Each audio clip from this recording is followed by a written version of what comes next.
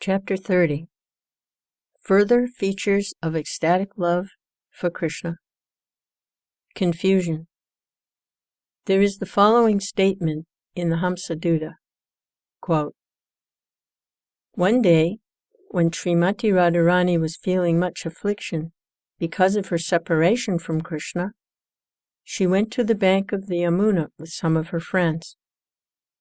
There, Radharani saw a cottage wherein she and Krishna had experienced many loving pleasures, and by remembering those incidents, she immediately became overcome with dizziness. This dizziness was very prominently visible." End quote. This is an instance of confusion caused by separation. Similarly, there is a statement describing confusion caused by fearfulness. These symptoms were exhibited by Arjuna when he saw Krishna's universal form on the battlefield of Kurukshetra. His confusion was so strong that his bow and arrows fell from his hand, and he could not perceive anything clearly. Death. Once, the Bakashura demon assumed the shape of a very big duck and opened his mouth in order to swallow Krishna and all the cowherd boys. When Krishna was entering into the demon's mouth, Balaram and the other cowherd boys almost fainted and appeared as though they had no life. Even if they are illusioned by some ghastly scene or by an accidental occurrence, devotees never forget Krishna. Even in the greatest danger they can remember Krishna. This is the benefit of Krishna consciousness.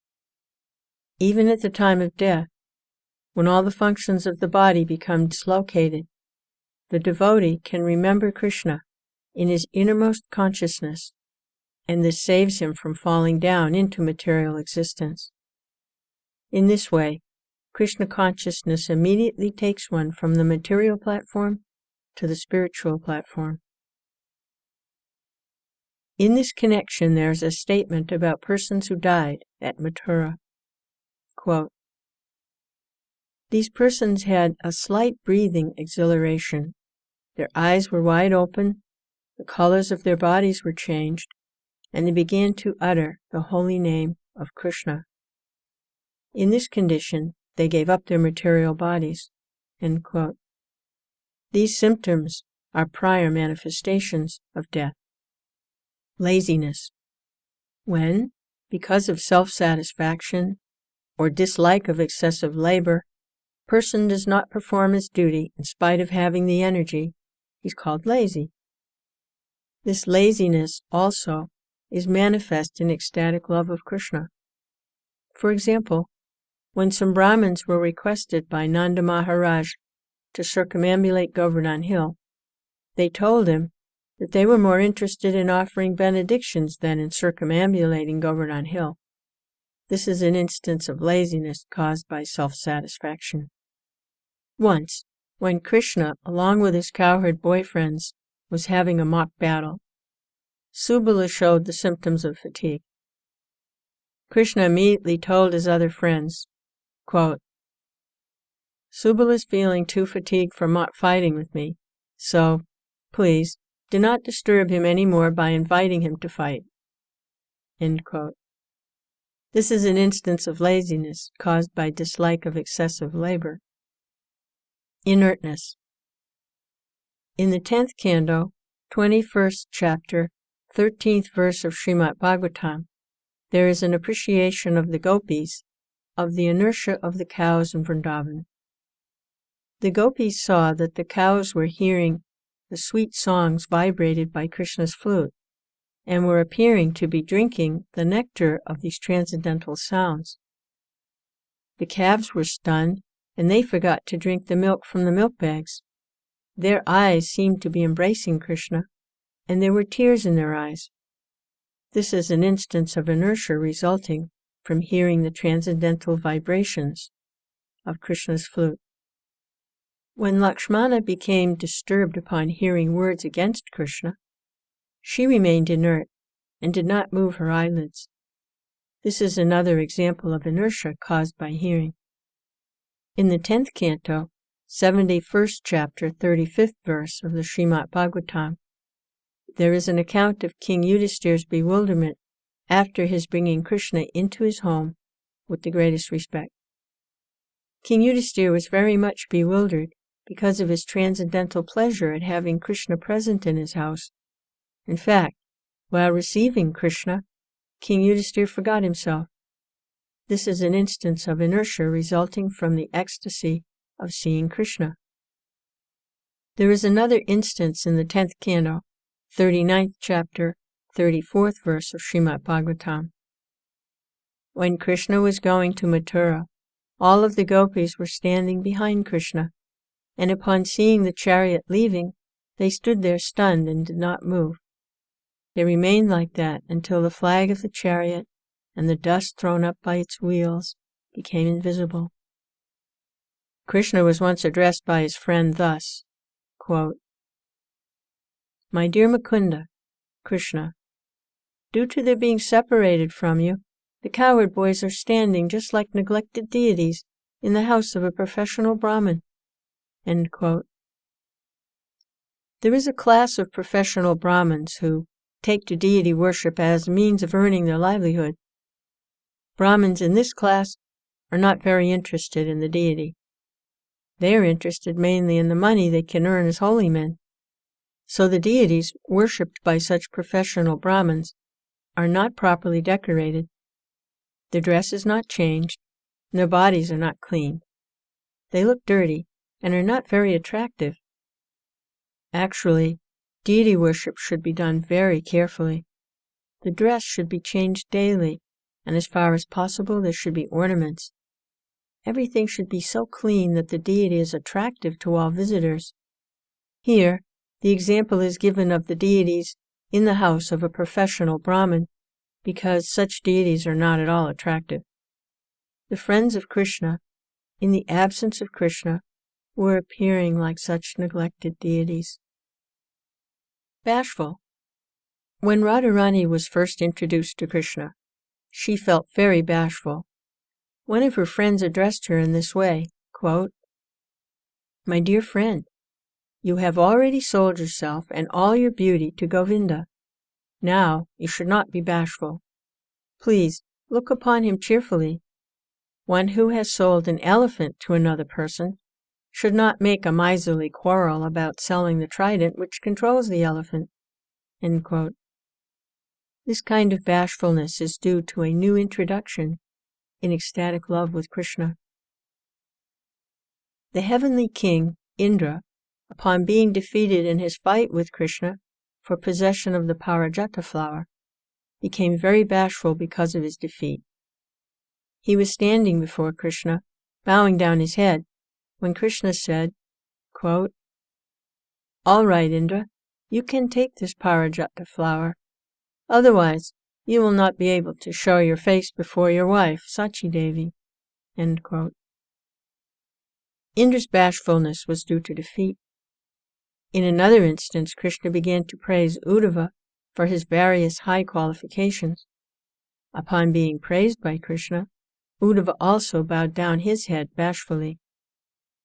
In the Harivamsa, Satyabhama, feeling slighted by Rukmini's high position, said, quote, "My dear Krishna, the Raivataka mountain is always full of spring flowers, but when I have become persona non grata to you, what is the use of my observing them?" End quote. This is an instance of bashfulness resulting from being defeated. Concealment. There is a symptom of ecstatic love known as concealment, or trying to hide one's real mental condition by externally showing another attitude. In this state of mind, one tries to hide his mind by looking away in different directions, by unnecessarily trying for something which is impossible, or by using words which cover one's real thoughts. According to acharyas expert in the study of psychological activities, these attempts at hiding one's real affections are another part of ecstatic feeling for Krishna.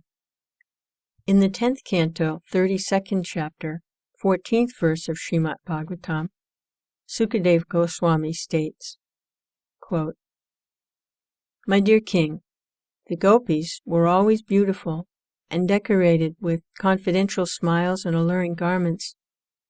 In their movements, intended to give impetus to lusty feelings, they would sometimes press Krishna's hand on their laps, and sometimes they would keep his lotus feet on their breasts.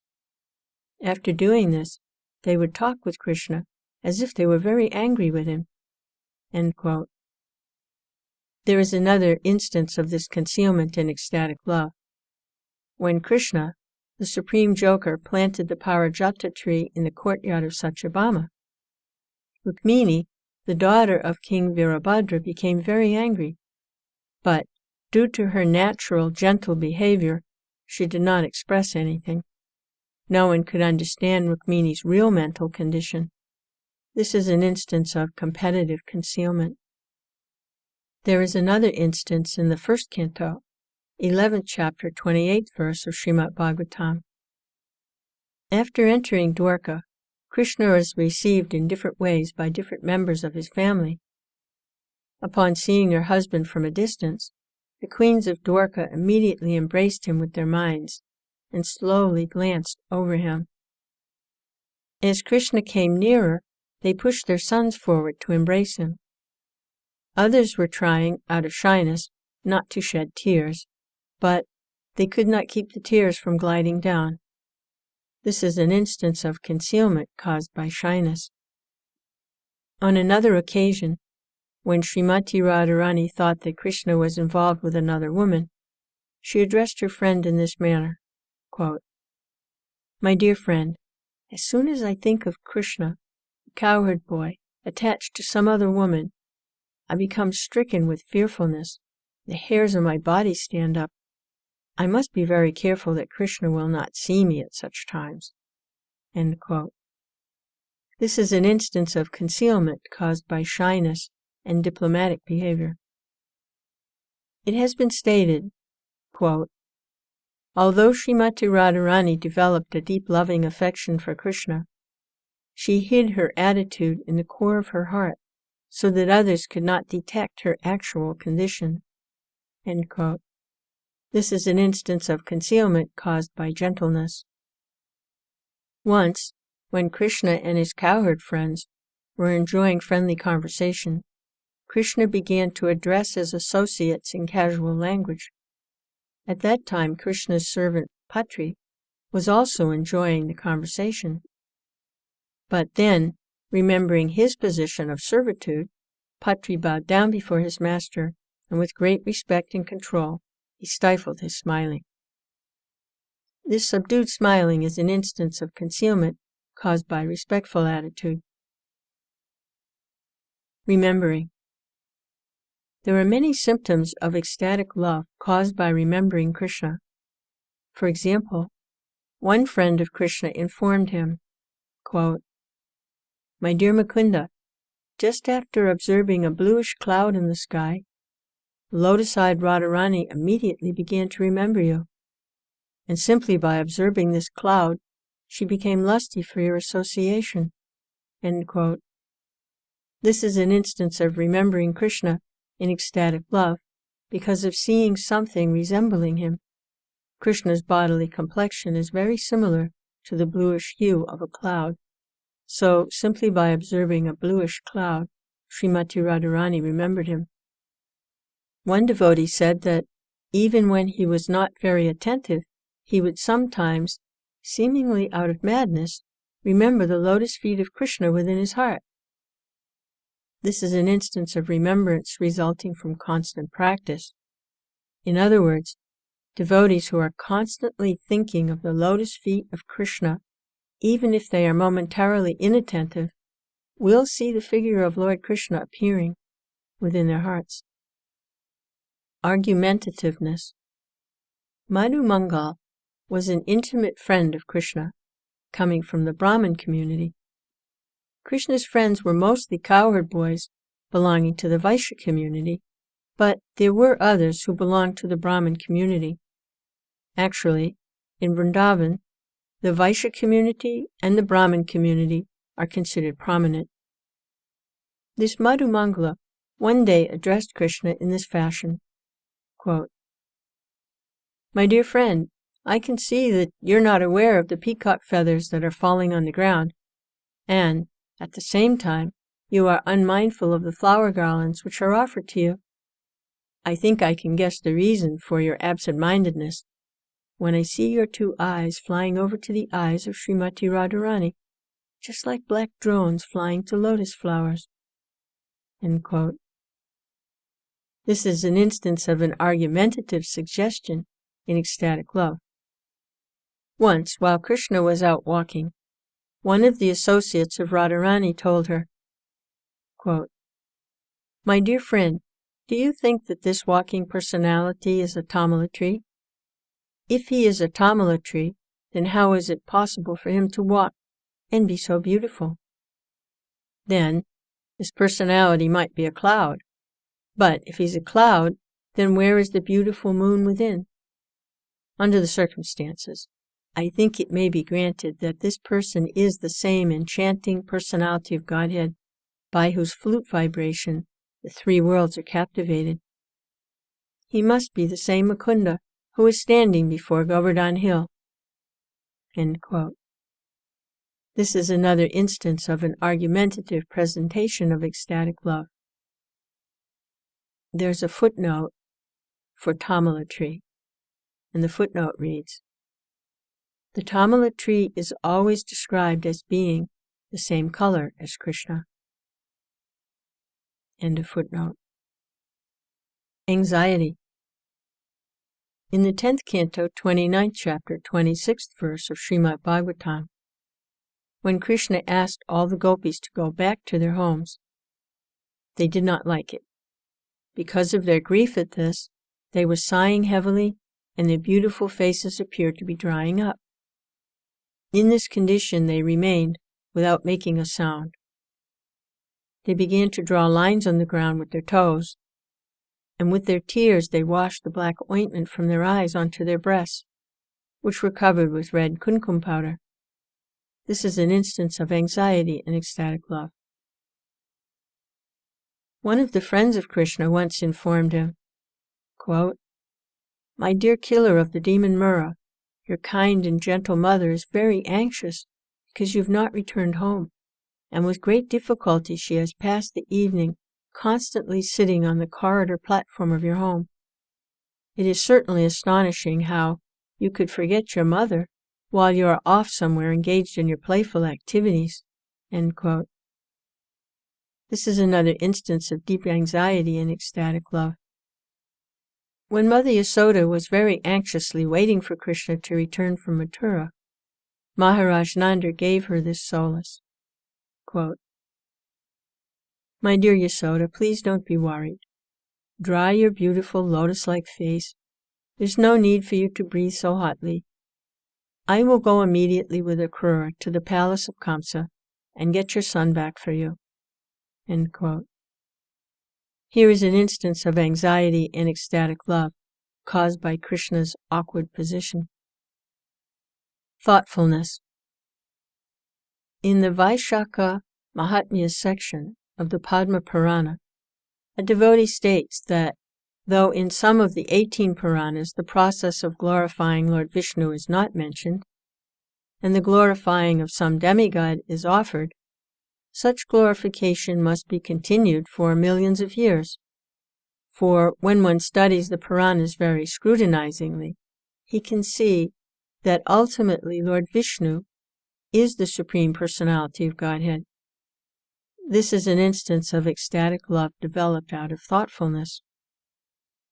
In the 10th canto, 68th chapter, 30th verse of Srimad Bhagavatam, there is an account of Rukmini Devi's writing a letter to Krishna, requesting him to kidnap her before her marriage to another person. At that time, the specific attachment of Rukmini for Krishna was expressed by Rukmini as follows, quote, "My dear Lord Krishna, your transcendental glories are chanted by great sages who are free from material contamination. And in exchange for such glorification, you are so kind you freely distribute yourself to such devotees. As one can elevate oneself simply by your grace, so also by your direction alone, one may be lost to all benedictions under the influence of eternal time. Therefore, I have selected your lordship as my husband, brushing aside personalities like Brahma and Indra, not to mention others." End quote. Rukmini enhanced her love for Krishna simply by thinking of him. This is an instance of thoughtfulness in ecstatic love. Endurance.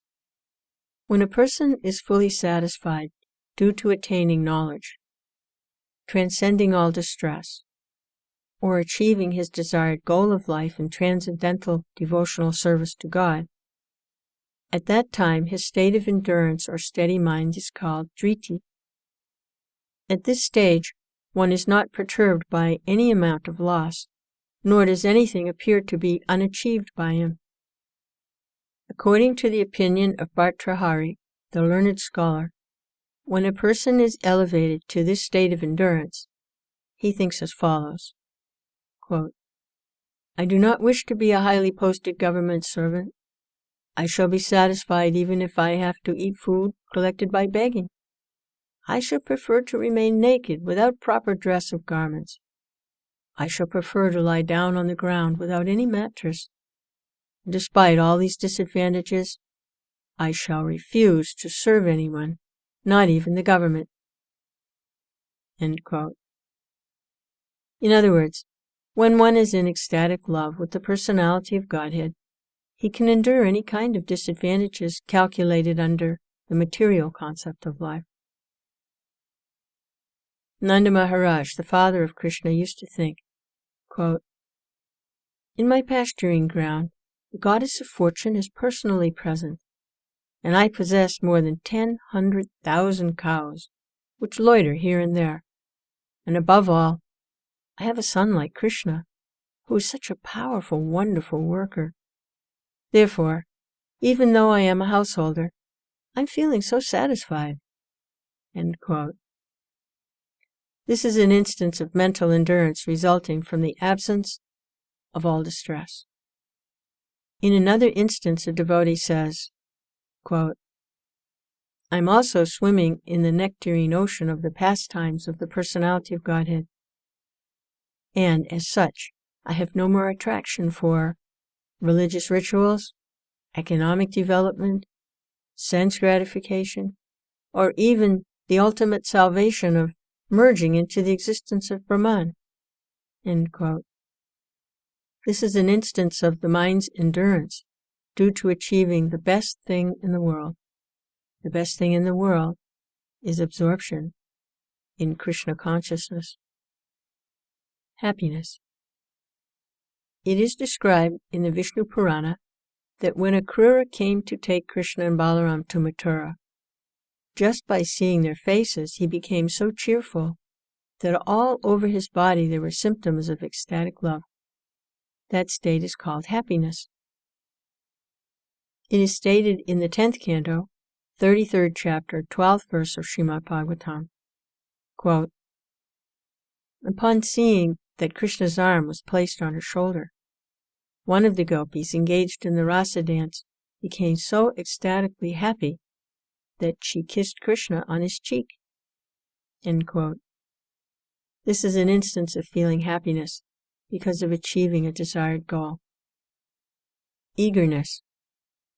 In the 10th canto, 71st chapter, 29th verse of Srimad Bhagavatam, it is said, quote, "When Krishna first came from his kingdom, Dwarka, to Indraprastha, the young females of the city became so eager to see him that even at night, when they were lying down with their husbands, they could not restrain their eagerness.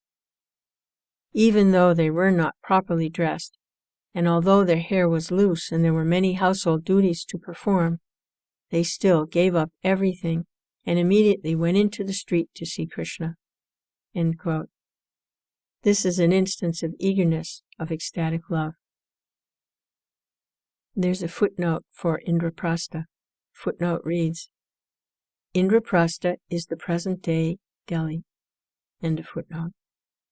In his book Stavavali, Sri Rupa Goswami has prayed for the mercy of Radharani, who was so captivated by the flute vibrations of Krishna that she immediately asked information of his whereabouts from residents in the Vrindavan forest. Upon first seeing Krishna, she was filled with such ecstatic love and pleasure that she began to scratch her ears. The damsels of Braja and Radharani were very expert in talking cunningly, so as soon as they saw Krishna, they began their talkings. And Krishna, pretending to go for some flowers for them, immediately left that place and entered into a mountain cave. This is another instance of eager loving exchanges on the parts of both the gopis and Krishna.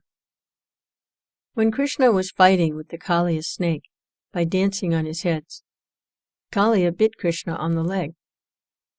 At that time, Garuda became infuriated and began to murmur, quote, "Krishna is so powerful that simply by his thundering voice the wives of the Kaliya have had miscarriages. Because my lord has been insulted by this snake, I wish to immediately devour him, but I cannot do so in the presence of my lord, because he may become angry with me." End quote.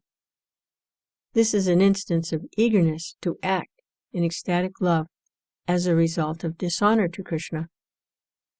When Shishupal objected to the worship of Krishna in the Rajasuya arena at a sacrifice organized by Maharaj Yudhisthira, Nakula, the younger brother of Arjuna, said, quote, "A person who cannot tolerate the worship of Krishna is my enemy and is possessed of a demonic nature. Therefore, I wish to strike my left foot upon his broad head just to punish him more strongly than the wand of Yamaraj." End quote. Then Nakula began to lament like this, quote, "Oh, all auspiciousness to Lord Krishna, I am so surprised to see that the condemned descendants of the Kuru dynasty, who so unlawfully occupied the throne of the Kuru kingdom, are at the same time criticizing Krishna with diplomatic devices. Oh, this is intolerable." End quote. This is another instance of eagerness caused by dishonor to Krishna. Haughtiness resulting in dishonorable words.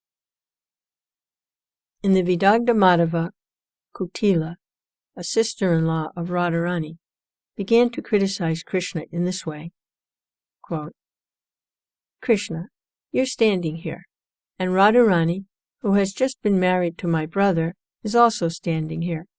Now, I know both of you very well, so why should I not be very anxious to protect my sister-in-law from your dancing eyes?" End quote. This is an instance of dishonorable words used to indirectly criticize Krishna. Similarly, some of the gopis once began to address Krishna with these dishonorable words, quote, "My dear Krishna, you are a first-class thief, so please leave this place immediately. We know you love Chandravali more than us, but there is no use in praising her in our presence. Kindly do not contaminate the name of Radharani in this place." End quote. This is an instance of dishonorable words cast upon Krishna in ecstatic love. There is another statement in the 10th canto, 31st chapter, 16th verse of Srimad Bhagavatam. When all the gopis came out of their homes to meet Krishna in the Vrindavan forest, Krishna refused to accept them and asked them to go home, giving them some moral instruction. At that time, the gopis began to speak as follows, quote, "My dear Krishna, there is extreme distress in being out of your presence, and there is extreme happiness simply in seeing you. Therefore, we have all left our husbands, relatives, brothers, and friends, and have simply come to you, being captivated by the sound of your transcendental flute. O infallible one, you had better know what is the reason for our coming here. In plain words, we are here simply because we have been captivated by the sweet sound of your flute. We are all beautiful girls, and you are so foolish that you are rejecting our association. We do not know anyone other than yourself who would miss this opportunity to associate with young girls in the dead of night." End quote. This is another instance of indirect insults used against Krishna in ecstatic love. In the Padyavali, one of the friends of Radharani once addressed her thusly, quote, "My dear friend, please, do not be too puffed up because Krishna has decorated your forehead with his own hand. It may be that Krishna is yet attracted by some other beautiful girl. I see that the decoration on your forehead is very nicely made, and so it appears that Krishna was not too disturbed in painting it. Otherwise he could not have painted such exact lines." End quote. This is an instance of indirect dishonor caused by Radharani's good fortune. In the 10th canto, 30th chapter, 26th verse of Srimad Bhagavatam, there is the following statement, quote, "When the gopis were searching after Krishna and Radha after the rasa dance, they thus began to speak amongst themselves. 'We have seen the footprints of Krishna and Radha on the ground of Vrindavan, and they are giving us great pain, because Krishna is everything to us. But that girl is so cunning, she has taken him away alone, and is enjoying his kissings without sharing him with us.'" End quote. This is another instance of casting dishonorable words against Krishna and Radha, pouting over the good fortune of Srimati Radharani. Envy. Sometimes when the cowherd boys used to play in the forests of Vrindavan, Krishna would play on one side, Balaram would play on another. There would be competition, mock fighting between the two parties, and when Krishna's party was defeated by Balaram, the boys would say, quote, "If Balaram's party remains victorious, then who in the world can be weaker than ourselves?" End quote. This is an instance of envy in ecstatic love. Impudence. In the 10th canto, 52nd chapter, 33rd verse of Srimad Bhagavatam, Rukmini addresses a letter to Krishna as follows, quote, "My dear unconquerable Krishna, my marriage day is fixed for tomorrow. I request that you come to the city of Vidarbha without advertising yourself.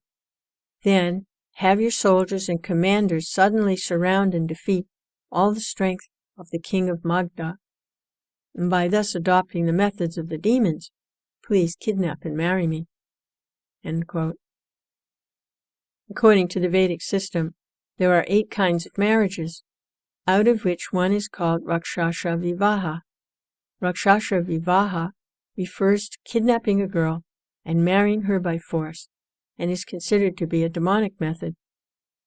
When Rukmini was going to be married to Shishupal by the choice of her elder brother, she wrote the above letter to Krishna requesting him to kidnap her. This is an instance of impudence in ecstatic love for Krishna. One of the gopis said, quote, "May Krishna's sweet flute be washed away by the waves of the Yamuna. Let it fall into the ocean. The sweet sound of that flute is so impudent that it makes us lose all composure before our superiors." End quote. Dizziness. Every evening at sunset, Krishna used to return from the pasturing ground where he herded cows. Sometimes, when Mother Yasoda could not hear the sweet vibration of his flute, she would become very anxious, and because of this she would feel dizzy. Thus, dizziness caused by anxiety in ecstatic love for Krishna is also possible. When Yasoda had tied Krishna up one time, she began to think, quote, "Krishna's body is so soft and delicate. How could I have tied him with rope?" End quote. Thinking this, her brain became puzzled. She felt dizziness. The gopis were advised by their superiors to bolt the doors at night, but they were so carefree, they did not carry out this order very rigidly. Sometimes, by thinking of Krishna, they became so confident of being out of all danger that they would lie down at night in the courtyards of their houses. This is an instance of dizziness in ecstatic love due to natural affection for Krishna. It may be questioned why devotees of Krishna should be attacked by dizziness, which is usually considered a sign of the modes of ignorance. To answer this question, Srila Jiva Goswami has said that the devotees of Lord Krishna are always transcendental to all the modes of material nature.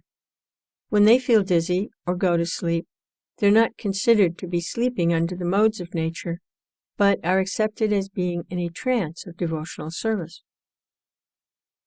There is an authoritative statement in the Garuda Purana about mystic yogis who are under the direct shelter of the Supreme Personality of Godhead.